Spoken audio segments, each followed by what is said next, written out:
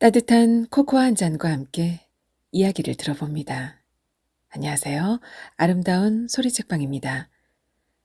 오늘은 2020년 영남일보 신춘문예 당선작이에요. 김재현 작가의 마지막 조련사를 읽어보겠습니다. 마지막 조련사 김재현. 하이너 씨가 아득을 처음 만난 것은 그가 20대 중반의 젊은 사육사였을 때이다. 독일에 있을 때 그는 사진과 동영상을 통해서 그것을 보았다. 실물을 만나게 될 수 있을 거라고는 생각도 하지 못했다. 아득은 그에게는 생소한 동양의 작은 나라에서만 살고 있었다. 하이너 씨는 자신이 아득을 만나게 될 거라고, 그리고 아득의 전속 사육사가 될 거라고, 그 때문에 고국을 떠나 아주 오랜 시간 동안 타국에 머물러 어느새 노년에 가까워질 거라는 사실을 몰랐다. 아득은 국가가 특별히 관리하는 보호종이었다. 타국으로의 반출은 절대로 불가했다. 아득을 실제로 본 사람들 역시 극소수에 불과했다. 세계 각국의 동물학자들이 연구를 위해 동양의 작은 나라를 방문했지만 그들도 유리병 너머에서 바라보는 게 고작이었다. 아득은 바위였다. 한번 자리를 잡으면 도통 움직일 줄을 몰랐다. 의사를 표현하려는 노력도 거의 하지 않았다. 비행기를 10시간 넘게 타고 동양의 작은 나라의 작은 동물원까지 방문한 이들은 몸이 달았다. 참다 못한 어떤 젊은 학자는 아득의 울음소리를 듣기 위해 주먹을 쥐어 유리벽을 3차례나 꽝꽝 두드려 댔다. 그 바람에 경비가 달려와 학자의 팔을 힘껏 비틀어 그를 바닥에 쳐박았다. 과잉 대응으로 인한 외교 문제가 불거질 수도 있었다. 그것이 보통의 방문이었다면. 아득은 국가 보호종일 뿐만 아니라 전 세계 학자들의 관심이 쏠려 있는 희귀종이었다. 아득을 만나는 것이 허락되는 사람들 역시 극소수에 불과했다. 그들은 동의서에 서명하고 철저한 몸수색을 거치고 소독약 때문에 구역질이 올라올 정도로 철저한 위생 처리 과정을 거치고 나서야 아득을 유리병 너머에서 간신히 관찰할 수 있었다. 아무도 경비대의 행동을 탓하지 않았다. 오히려 귀한 시간을 방해받은 학자들은 젊은 학자의 혈기왕성함을 못마땅하게 여겼다. 아득이 놀라서 이상이라도 발생할 경우 방문은 즉시 중단되고 2번 다시 아득을 볼 수 없게 될까 걱정이 됐다. 젊은 학자는 영어로 스탑과 쏘리를 연신 외치며 경비의 제압을 벗어나려 몸부림쳤다. 다른 이들은 그의 발버둥이 거슬렸다. 어서 빨리 여기서 치워버렸으면. 모두 그렇게 생각했다. 방해꾼. 그들에게는 너무 아까운 시간이었다. 젊은 학자는 결국 경비대에 의해 밖으로 끌려 나갔다. 담당자인 닥터 하는 별일 아니었다는 듯이 웃었다. 그녀는 학자들에게 최대한 예의를 갖춰달라고 요구했다. 모쪼록 저들의 심기를 건드리지 않기를. 짧은 말에는 어딘가 음산하고 위협적인 데가 있었다. 당신들은 저들에 비하면 아무것도 아니지. 학자들의 귀에는 그렇게 들렸다. 유리병 너머의 소란과 혼돈 속에서도 아득은 그저 바위 같았다. 그것이 살아있다는 사실조차 알 수 없을 정도로 미동조차 하지 않았다. 학자들은 고요히 유리병 너머에 보고 있으나 보이지 않은 미지의 생물에게 일종의 학자로서의 경의를 표하며 눈을 떼지 못했다. 하이너 씨는 아득의 울음소리를 들은 적이 있었다. 아득이라는 도무지 파악할 수 없는 생명체를 곁에서 보살피다 보면 당연한 일이었지만 그에게도 손에 꼽을 만한 일이었다. 하이너 씨가 이전에 돌보았던 동물들은 각자의 방식으로 보채는 법을 알았다. 낑낑대는 녀석도 있었고 조용히 다가와 마치 사람처럼 등이나 어깨를 두드리는 녀석도 있었다. 밥을 달라거나 안아 달라거나 우리에서 내보내 달라거나 놀아 달라거나 하이너 씨에게 자신이 원하는 바를 어떻게든 전달하기 위해 애를 썼다. 애처롭고 가여운 것들. 하이너 씨는 그들이 자신을 찾을 때마다 그런 생각이 들었다. 동물들은 대부분 강제로 고향을 떠났다. 푸르고 차가운 초원의 공기와 사막의 열기와 까마득한 어둠에 휩싸인 깊은 숲, 덜어는 높고 커다란 바위 절벽에서 가위로 잘라내듯 분리되어 우리에 갇혔다. 그들이 어미와 무리를 뒤로하고 고향을 등지며 이곳에 모여든 덕분에 하이너 씨가 밥을 먹고 옷을 사고 가끔은 영화를 보며 맥주를 마시다 소파에서 잠들 수 있었다. 하이너 씨에게 그들은 살아있는 죄책감이었다. 동물들의 먹이를 통에 담고 분변을 치워줄 때, 짚이나 나뭇가지를 새로 넣어줄 때, 그들이 하이너 씨에게 고마움과 절대적인 경외심과 애정을 표하는 미묘한 표정을 지을 때면 그의 죄책감은 더욱 선명해졌다. 그들이 마치 하이너 씨를 부모나 보호자로 여기며 그를 따르고 다정한 모습을 보이면 순간 그는 사육장 문을 모두 열어서 나에게 애정을 갈구하지 말고 너희의 고향으로 돌아가라고 소리치고 싶어졌다. 여기가 아니야. 하이너 씨는 매일 마음속으로 외쳤다. 아득을 돌보게 되었을 때 하이너 씨는 광활한 숲을 지키는 숲지기가 된 기분이었다. 혹은 산 중턱 오두막에서 산짐승의 울부짖음과 야생조류의 소리에 잠드는 산장치기와 같은 기분도 들었다. 아득이 풀밭 위에 가만히 엎드려 있는 모습을 보았을 때 그는 그리운 기분에 휩싸였다. 그가 어린 시절 딱 한 번 아버지와 함께 갔던 니더작센주의 국립공원. 나무들이 빈틈없이 빽빽하게 들어선 바람에 방문객이 맞이할 태양마저 가리는 어두운 가문비 나무숲이 떠올랐다. 그가 만난 아득은 그것의 어미와는 다르게 야생이 아니라 인공 포육실에서 태어났다. 세상에 나와 동물원 밖으로 나가본 적도 없을 녀석이 먼 이국 땅, 하이너 씨에게는 고향이지만 숲에 꽤 오랜 세월 동안 마치 그곳에 뿌리를 내려 이끼가 가득한 바위와 같이 잠들어 있는 모습이 눈에 그려졌다. 그때는 아직 현역이었던 닥터 강에게 아득에 대한 주의사항을 들으며 유리병 너머의 모습을 바라보았을 때 녀석이 문득 고개를 돌려 그와 눈을 마주쳤을 때 하이너 씨의 시간은 녀석과 함께 흘러가기 시작했다. 닥터 강은 아득이 지나치게 예민한 동물이라고 말했다. 기척을 감추는 일에 능숙하고 마치 돌덩이처럼 주변 풍경의 한 조각인 양 굴어서 생물과 무생물의 경계에 있는 것처럼 느껴질 때도 많다면서 웃었다. 보채는 일이 없으니 해주어야 할 일도 없을 것 같지만 녀석은 그리 만만하지 않소. 닥터 강은 곰 같은 마누라와 사는 일과 비슷하다고 생각하라고 덧붙였다. 그때는 아직 타국의 속담이나 문화에 익숙하지 않은 상황이라 닥터 강이 소크라테스의 부인 못지않은 악체와 사는 줄로만 알았다. 이전에 돌보던 그리즐리 베어를 떠올리며 아득의 어떤 부분에 그러한 흉포함이 숨어있는 것일까 긴장도 되었다.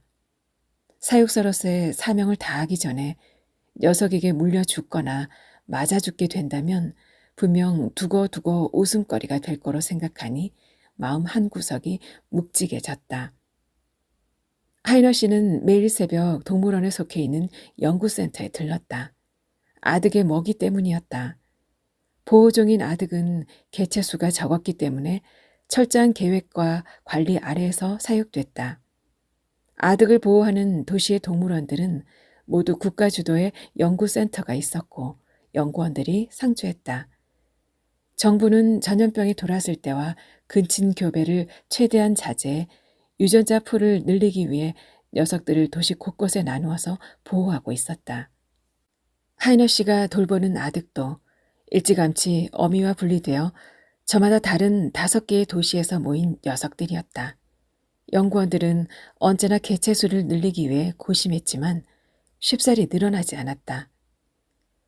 아득을 돌보는 사육사 역시 세계 각국의 다양한 인종으로 구성됐다. 정확한 이유는 알 수 없었다. 다만 닥터 강의 말에 의하면 인간 역시 유전자에 따라 취약한 질병이 있으므로 혹시나 아득에게 전염이 될 경우에 위험 요소를 조금이라도 줄이기 위함이라고 말했다. 일리 있는 주장 같으면서도 한편으로 부질없는 짓이라는 생각이 들었지만 굳이 닥터 강에게 말하지는 않았다. 덕분에 자신이 아득의 담당 사육사가 될 수 있었으니 말이다. 연구센터에서 받은 먹이를 차에 싣고 아득의 우리로 향하는 길이 하이너 씨에게는 언제나 가장 지루하고 먼 여정이었다. 매일 똑같은 곳을 언제나 똑같은 속도로 달려 아득을 만나러 가는 길. 반쯤 눈을 감고도 반사적으로 찾아갈 법한 세월이 지났다. 그에게는 여전히 지도 없이 미로를 맴도는 기분이었다. 좀처럼 익숙해지는 일이 없었다. 하이너 씨는 알고 있었다. 언제 커브를 돌아야 하는지, 어디가 가장 도로변 나무들이 풍성하게 자라 있는지, 그 나무가 언제쯤 낙엽을 떨어뜨리는지도 하이너 씨의 머릿속에 각인이 됐다. 너무 자세히, 그토록 명확하게 알고 있기 때문에 지루했다. 그의 삶에 더는 극적인 변화가 없었다. 공기마저 정체된 새벽의 도로는 늘 텅 비어 있었다. 사파리 투어 전용 코스였기 때문에 개장 전에는 당연한 일이었다. 하이너 씨는 매일 번갈아 가며 사파리에 방사되는 맹수들을 예상하는 일로 하루의 운세를 점쳤다. 동물원에 3마리뿐인 백사자가 나올지, 나온다면 전부일지 아닐지, 호랑이들은 암수가 몇 마리나 풀릴지, 우두머리인 탱크와 2인자인 보트가 함께 나올지를 예상했다. 아득도 저들처럼. 차가 사파리 코스를 완전히 빠져나가 아득이 머무는 우리에 다다를 때면 하이너 씨는 결국 한 가지 생각만으로도 벅찼다. 사방이 막힌 미로를 간신히 빠져나왔더니 더 거대한 장벽이 그의 앞을 가로막는 기분이었다. 그나마 우리 안에서 돌덩이처럼 진득하게 버티고 있는 아득이 아니었다면 영원히 입구를 찾아내지 못했을 것 같아 어깨가 떨렸다. 아득의 먹이통을 채우는 일로 사육사로서의 하루가 시작된다. 먹이통과 물통을 채워두고 간밤에 녀석들이 남겼을 배설물들을 치우기 위해 하이너 씨는 쉴 틈이 없었다. 거의 움직임이 없는 녀석들임에도 우리 곳곳에 잘 보이지 않는 부분에 녀석들은 실내를 했다. 처음 동물원에 와서 지금까지 하이너 씨는 아득이 활발하게 움직이는 모습을 본 적이 거의 없었다. 그러나 배설물만은 보물찾기 하듯 부끄러워 차마 보일 수 없다는 듯 그에게 들키지 않으려 필사적으로 숨기려는 것처럼 여기저기에 흩어놓았다. 하이너 씨는 동물들의 배설물을 치우는 일을 괴로워하지 않았다. 그들을 여기에 가두어둔 이상 당연히 제공해야 할 서비스라고 여겼다. 하이너 씨에게 동물들은 까다롭지만 충성도 높은 고객들과 비슷했다. 고향에 있을 때 하이너 씨는 그가 돌보는 녀석들이 자신을 보호자로 여겨서 너무 괴롭고 부담스러웠다. 고양이과 동물들의 동공이 한껏 확장되어 그를 우러러보면 그는 조용히 눈을 감았다. 갯과 동물들이 그의 다리를 휘감으며 친근함을 표하면 그는 팔을 벅벅 긁었다. 어느 녀석이든 애정을 보이면 그는 심장 박동이 빠르게 뛰고 정수리가 젖어들었다.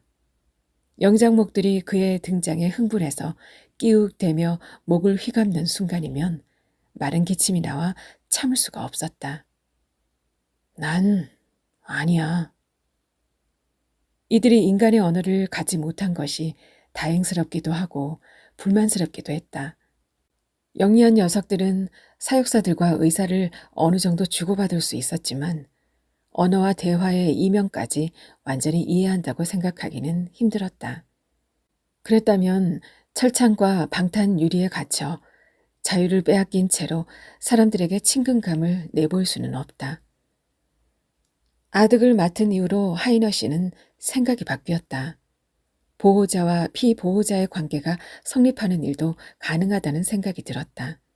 하이너 씨는 아득이 그의 보호자 같다는 생각이 자주 들었다. 가족과는 조금 달랐다. 하이너 씨는 고향에는 어머니 이외에는 가족이 없었다. 아득을 돌보게 된 이후로는 얼굴도 거의 뵙지 못했지만 그분마저 돌아가신다면 그에게는 정말 가족이라 말할 수 있는 이가 하나도 남지 않게 된다. 아내도 자식도 없는 그에게 마지막까지 남는 것은 아득뿐이었다.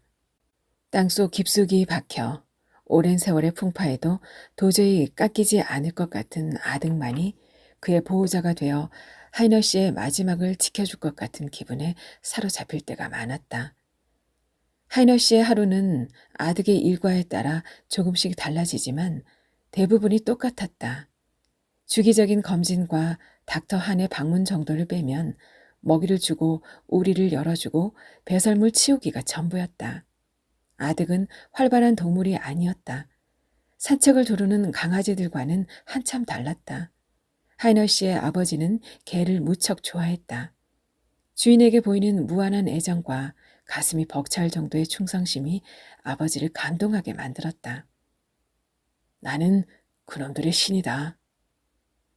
아버지는 개들이 자신을 그들 우주의 절대자로 모시는 태도에서 뿌듯함을 느꼈다. 개들에게 재주를 가르치고 그것이 완벽하게 성공했을 때는 태초의 창조주가 느꼈을 기쁨이 무엇인지 아버지를 통해 알 수 있었다. 아버지는 저먼 쇼터헤어드 포인터인 스프링을 유독 아꼈다. 아직 새끼였던 녀석이 통통 구르는 모습을 보고 지어준 이름이었다. 이름처럼 녀석은 성견이 되어서도 아버지를 보면 어깨까지 덥석 뛰어올라 그를 자주 넘어뜨렸다. 언제나 반듯한 몸가짐을 강조하는 아버지였지만 스프링이 그를 향해 돌진해도 사양하는 일은 한 번도 없었다. 스프링은 아버지가 가르치는 재주를 척척 익혔다. 아버지의 그런 모습 때문인지 하이너 씨는 자연스럽게 사육사가 되는 것도 좋겠다는 생각을 가지게 됐다. 특별히 개를 좋아하는 것도 동물들에 관심이 많은 것도 아니었지만 나쁘지 않을 것 같았다. 하이너 씨의 아버지는 엽총 사냥을 나갈 때면 스프링을 데려갔다. 녀석은 대단히 용맹하지는 않았지만 조렵견으로서의 사명을 다할 정도는 됐다. 스프링에게 아버지와의 사냥은 놀이의 연장선이었다. 녀석이 물오리떼를 쫓아 한적한 겨울 강변을 달리는 모습은 전원에 어울리는 목가적인 풍경이었다. 아버지에게는 무엇보다 이상적인 풍경으로 보였을 것이다. 아버지가 물오리를 총으로 겨누면 스프링은 언제든지 달려나갈 수 있게 숨을 죽이고 서 있었다. 당!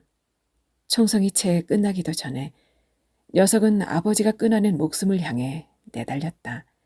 둘 사이의 호흡은 탁월했다. 파고들 틈이 없었다. 스프링은 어이없이 죽었다. 아버지를 따라간 사냥에서 누군가 숲에 놓아둔 덫에 걸려 죽었다. 앞다리가 걸린 채 고통스러워하는 것을 차마 두고 볼 수 없었던 아버지가 손수 목숨을 거두어 들였다. 한 발로 충분했다. 탕! 총성이 울리고 메아리가 숲을 오래도록 휘돌았지만 녀석은 달리지 않았다. 하이너 씨는 스프링을 위해 울지 않았다. 그저 짧은 생이었지만 찬란했으리라 말하고 싶었다. 녀석이 평안 속에서 마지막 호흡을 쉬었기를 바랐다. 사랑하던 주인에게 당한 배신 앞에 그것은 녀석에 대한 지독한 기만일 뿐이었다. 아버지는 본인의 말대로 녀석의 신이었다. 죽음의 신이었다. 하이너 씨가 사육사가 되겠다고 하자 아버지는 반대했다. 개 한 마리도 제대로 가르치지 못할 녀석이 무슨... 하이너 씨는 동물에게 재주를 가르치고 싶지 않았다. 서커스단의 조련사가 되려고 하는 게 아니었다. 가르치지 않고 키워내고 싶어요. 하이너 씨는 지금에 와서야 그것이 얼마나 오만한 말이었는지 깨달았다. 자신은 아버지와는 다른 사람이라고 생각했지만 결국 같았다. 그들이 인간보다 열등하기 때문에 보호받아야 하므로 혼자서는 야생을 버텨낼 수 없기 때문에 키워낸다.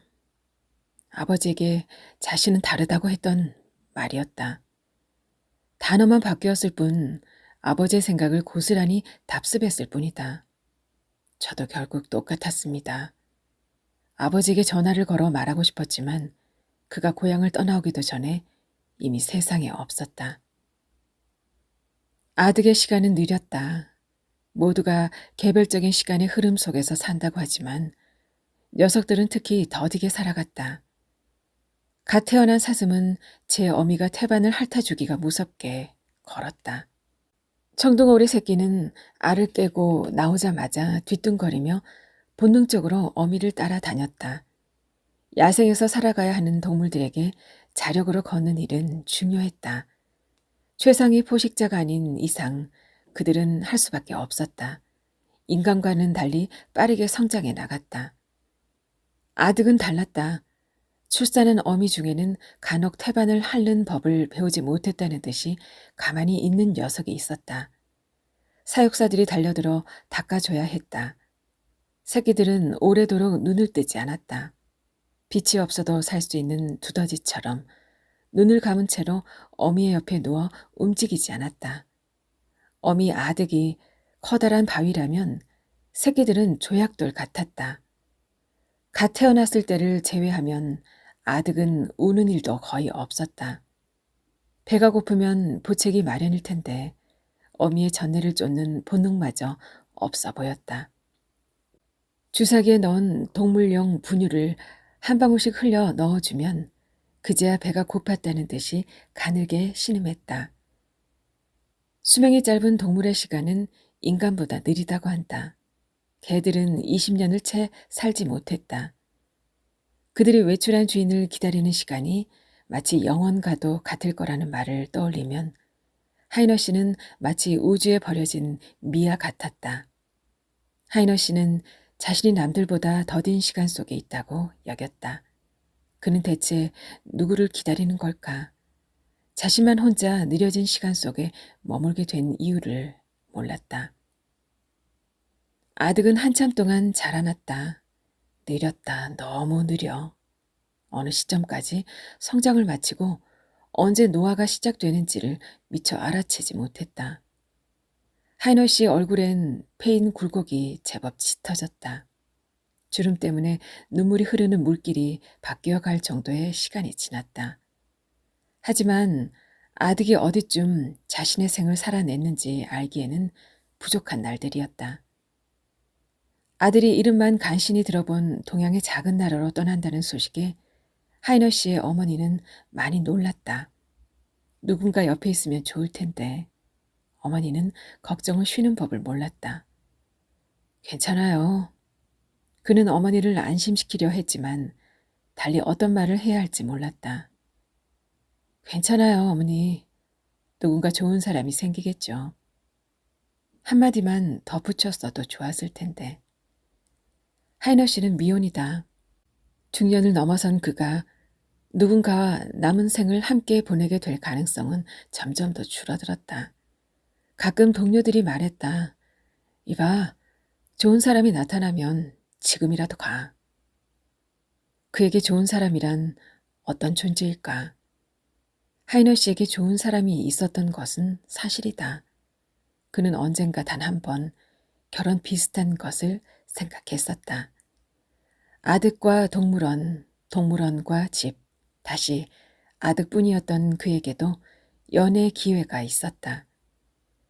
하이너 씨는 아직 30대 초반이었다.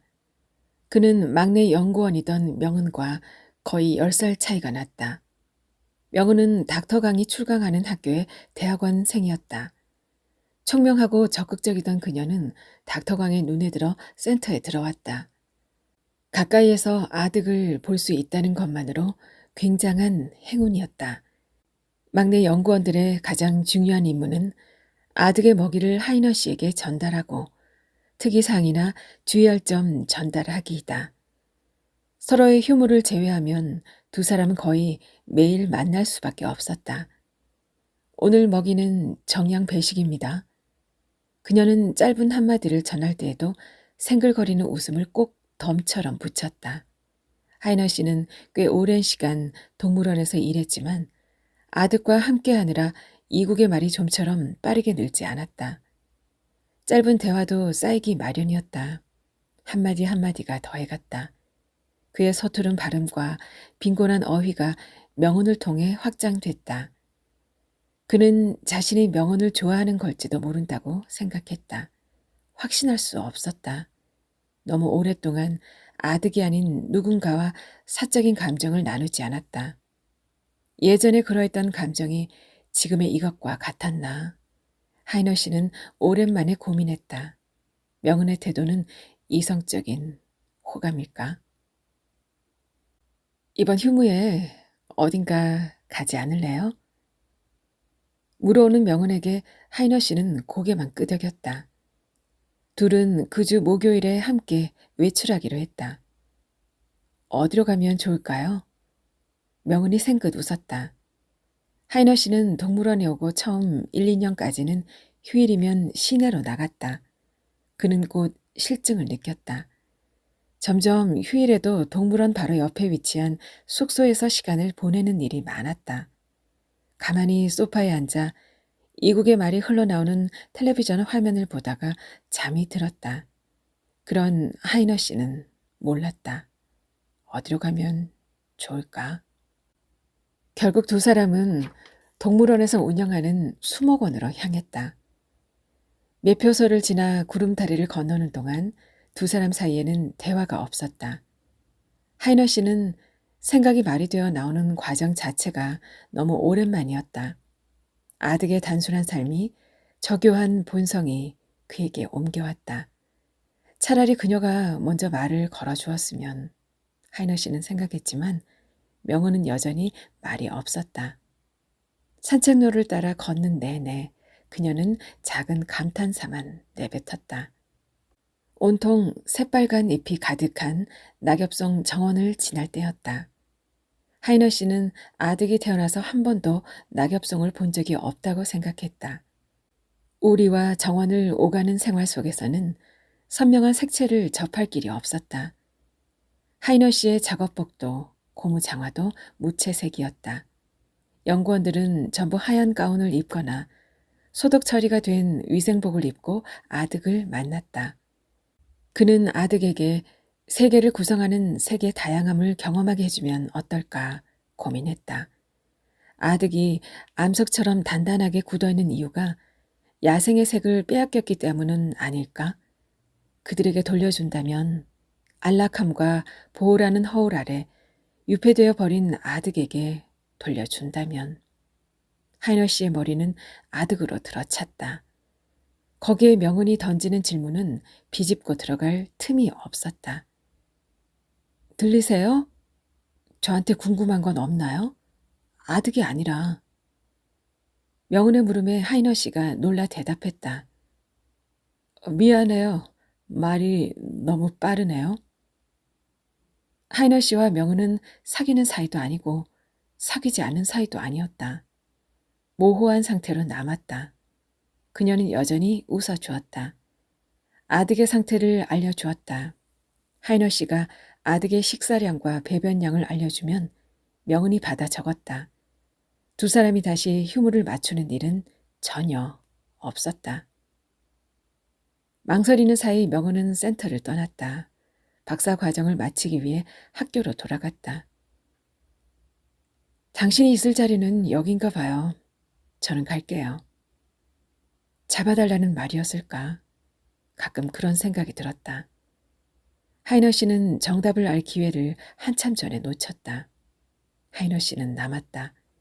아득의 옆이 그의 집이었다. 닥터 강이 정년을 넘겨 은퇴하고 연구원들이 바뀌는 동안에도 하이너 씨만은 제자리에 머물렀다. 투표를 통해 새로 탄생한 지사는 공약으로 아득의 일반 공개를 내세웠다. 그의 자신감 넘치는 태도에 사람들의 기대가 부풀었다. 그는 사업가일 때 쌓아놓은 재력과 인맥으로 정계에 진출해 줄곧 승승장구해왔다. 본인이라면 중앙정부를 설득해낼 자신이 있다고 외쳤다. 하이너 씨의 고국에서도 이상한 공약을 내세우는 정치인들이 많았다. 하이너 씨가 보기에 지사 역시 그와 별반 다르지 않은 유형의 사람이었다. 세계 최대의 관광객 유치를 이루겠다는 미명 아래 아득의 일반 공개를 위한 예비 시차를 허가해달라는 공문이 내려왔다.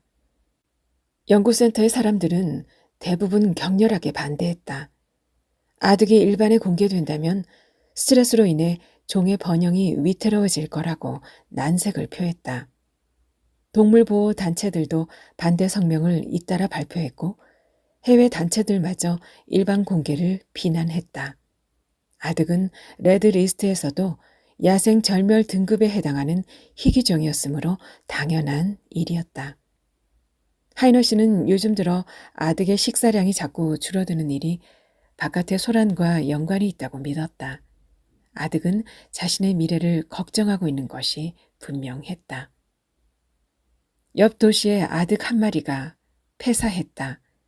정확한 원인은 조사 중이었다. 뚜렷한 원인을 찾지 못해 아득을 보유한 연구센터마다 비상이었다. 즉시 조사단이 꾸려졌다. 닥터 한도 그중 한 명이었다.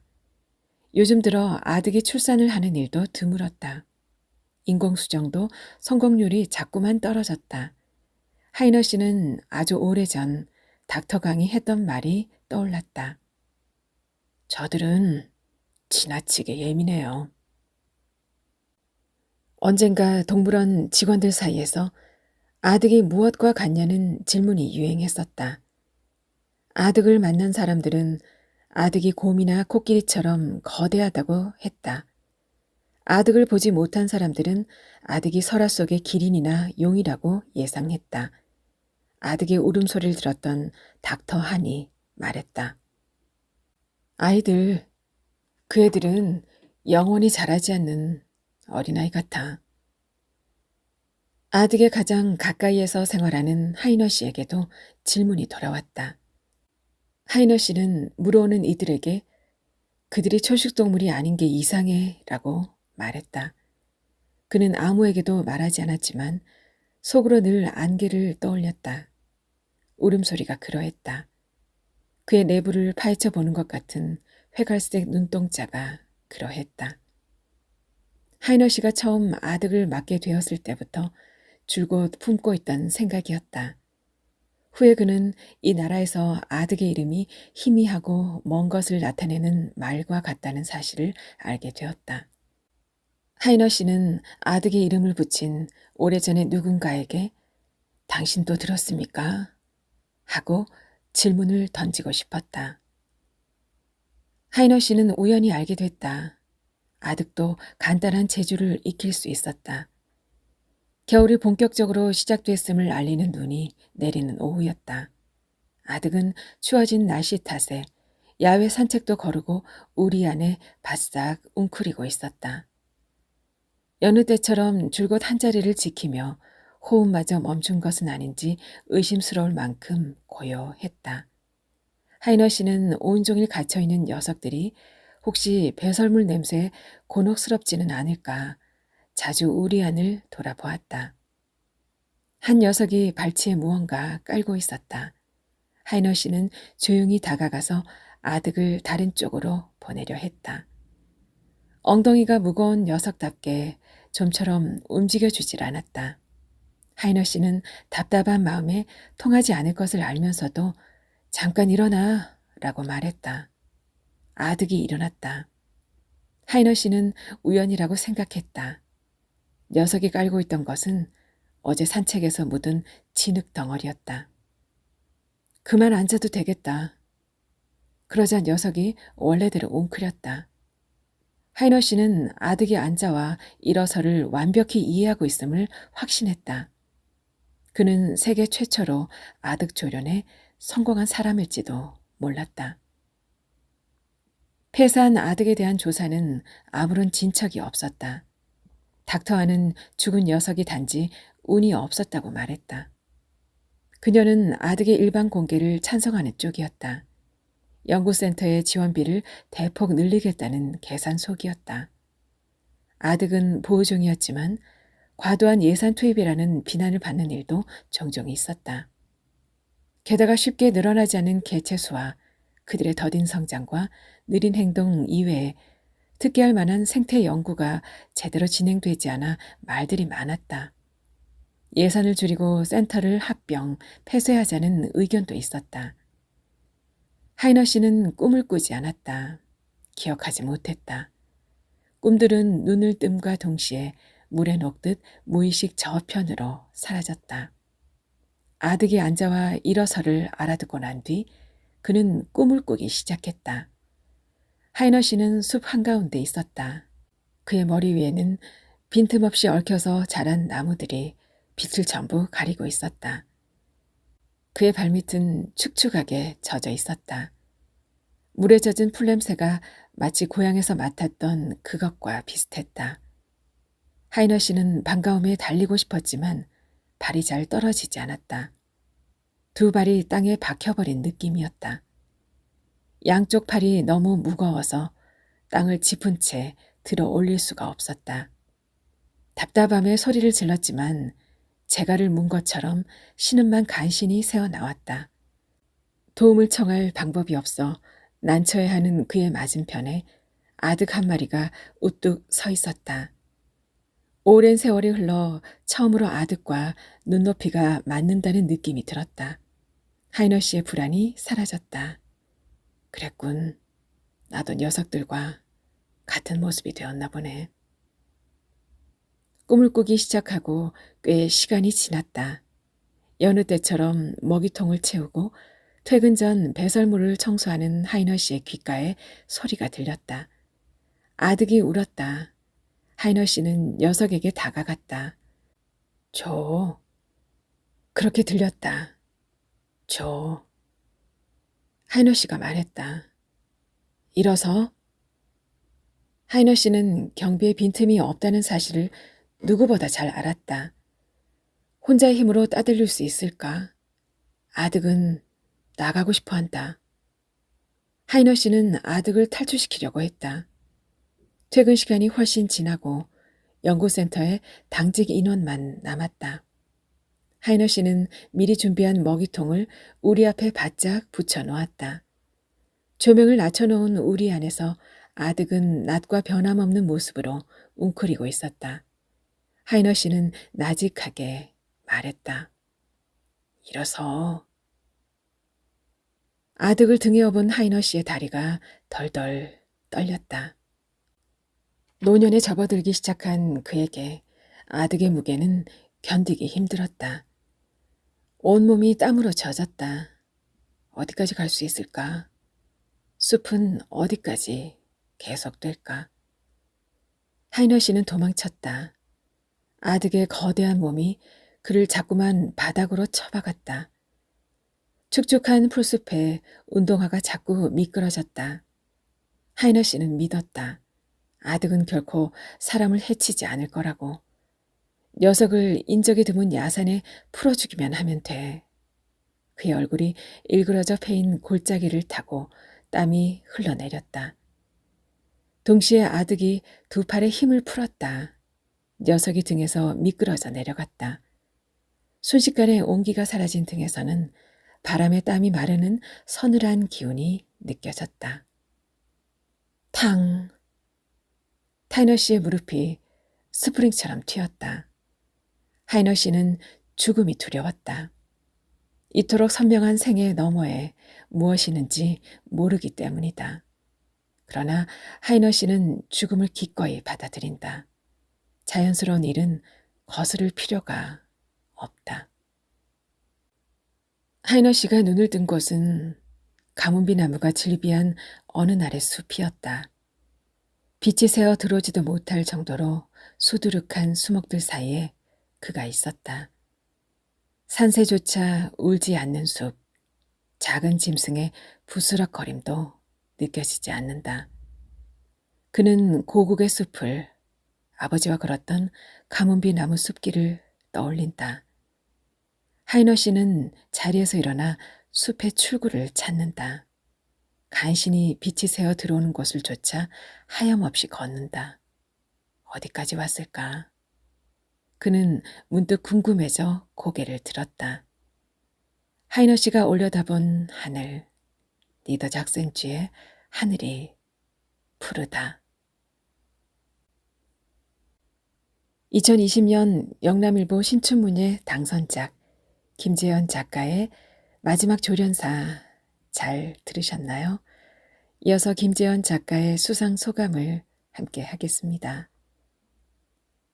아코디언 연주가가 평생의 꿈인 남자를 알고 있다. 그에게 음악의 신은 우리를 별로 사랑하지 않는다고 농담처럼 말해왔다. 자신이 사랑하는 만큼 돌려받겠다는 마음은 욕심이다.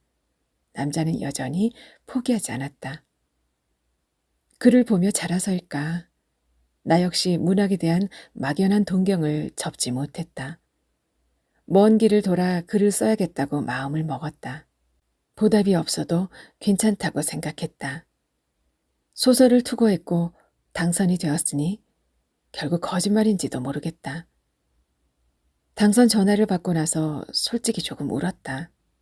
곁에 있던 부모님은 영문을 몰라 당황했다. 그들에게 글을 쓴다고 말한 적이 없었다. 그만큼 비밀스러운 시간이었다. 여전히 마음이 무겁다. 쓰고 싶은 이야기가 있어도 정리가 되지 않는 날이 훨씬 많다. 답이 없으니 소설을 읽으면서 쓰면서 살겠다. 좋은 사람은 못 되어도 좋은 소설가가 되기 위해서 공부하겠다. 오래 쓰고 싶다. 전하고픈 이야기가 끊이지 않게 살겠다. 부족한 부분이 많았을 소설에서 가능성을 봐주신 심사위원 분들에게 감사드립니다. 아코디언에 먼지가 쌓여도 기다려준 아버지, 참아준 어머니, 양보해준 동생까지 가족들이 큰 힘이었습니다. 가장 크게 응원해준 김다현 사설을 비롯한 모든 친구들의 든든한 지지를 천천히 갚아나가려 합니다. 글을 쓰는 동안 격려하고 이끌어주신 소설쓰기 수업의 우경미 선생님과 모누 여러분들께도 깊은 감사를 드립니다. 나태해지지 않게 함께해준 소설 스터디 모누분들께도 감사 인사를 전합니다.